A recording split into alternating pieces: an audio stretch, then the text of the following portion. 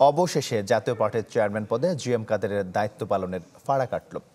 তার পদ চ্যালেঞ্জ করে দায়ের করা লিভ টু আপিল খারিজ করে দিয়েছেন আপিল বিভাগ, যাতে সংসদে বিরোধী দলের প্রধান নিয়ে চলা কয়েক মাসের নাটকীয়তারও অবসান হলো। দ্বাদশ জাতীয় সংসদ নির্বাচনের আগে হঠাৎ করে জাতীয় পার্টির চেয়ারম্যানের পদ নিয়ে শুরু হয় নাটকীয়তা।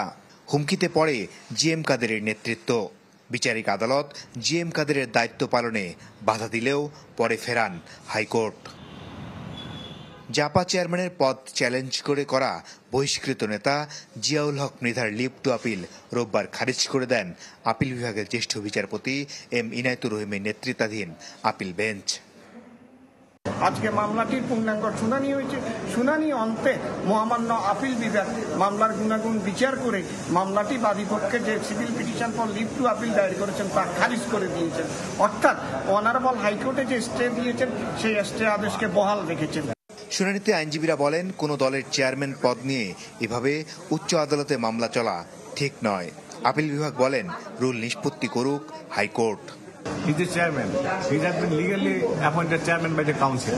তার কোনো কার্যক্রম করতে বাধা নাই, কোনো অবস্থায় কোনো বাধা থাকলো না। জাতীয় পার্টির চেয়ারম্যানের পদ নিয়ে যদিও দেবর ভাবির দ্বন্দ্ব অনেকটা প্রকাশ্যে চলছে, তবে এ আদেশে আপাতত স্বস্তিতে জিএম কাদের। মাসুদুর রহমান, চ্যানেল 24, ঢাকা।